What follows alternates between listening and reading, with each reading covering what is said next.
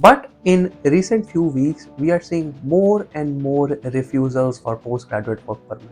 The single most reason that is commonly seen is, and only then you could apply for postgraduate work permit. That became an eligibility requirement. Recently, we've seen a lot of postgraduate work permits being denied due to one single reason. A postgraduate work permit allows you to work in Canada for up to 3 years after you finish your studies. But in recent few weeks, we are seeing more and more refusals for postgraduate work permit. Is this IRCC just being strict, IRCC being particular, or wanting to hand out refusals? Or is there a specific reason why we are seeing these refusals? This is what we're going to talk about in this video, so stay tuned until the end. Welcome back to the channel, guys. My name is Dhruv. I'm a regulated Canadian immigration consultant. At our firm FHC, we assist all prospective immigrants with their immigration to Canada. If you are an aspirant, you need assistance, here is our contact information. Feel free to reach out and we would be happy to chat with you. If you would like to chat with me or any other RCIC in our firm, you can book an appointment. The link to book an appointment is in the description of this video. Want to stay updated about the latest and greatest in Canadian immigration?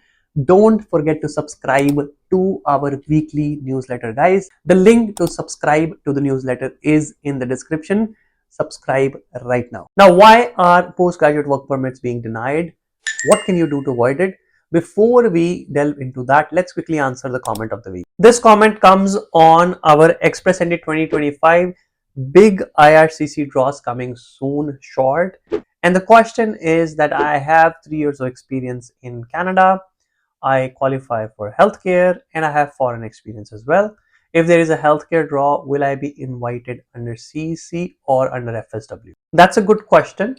So if you are invited, your ITA will say under which program you were invited.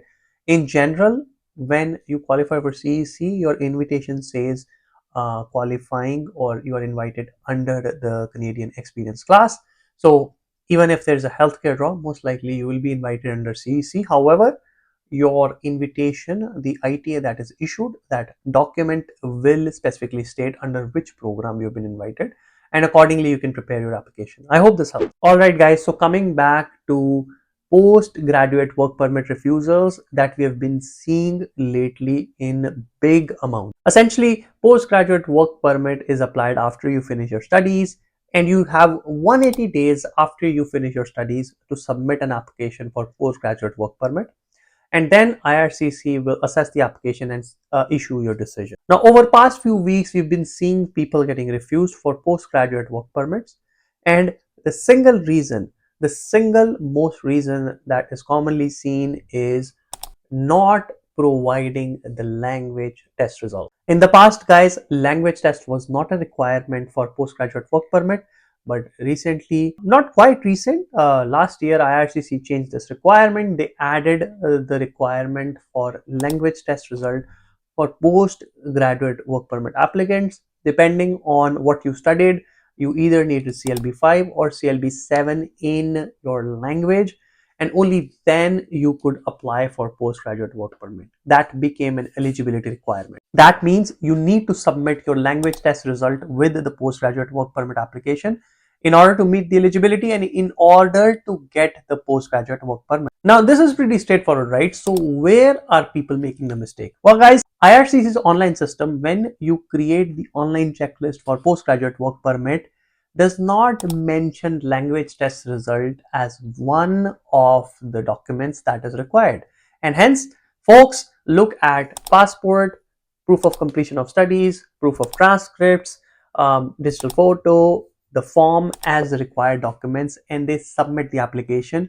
And they often overlook the fact that they are not providing the language test results because that does not show up in the online checklist that is created in your GCK account. Now, if the PGWP application is not accompanied by a language test result, the IRCC officer does not know if you meet the language requirement, and hence they end up refusing the application. So guys, you need to make sure you submit your language test result. You can upload it in the client info section. Even though there is no specific slot, that does not preclude you from the requirement for the language test result for postgraduate application, nor is IRCC gonna take the blame for you not providing because they did not mention it in the checklist.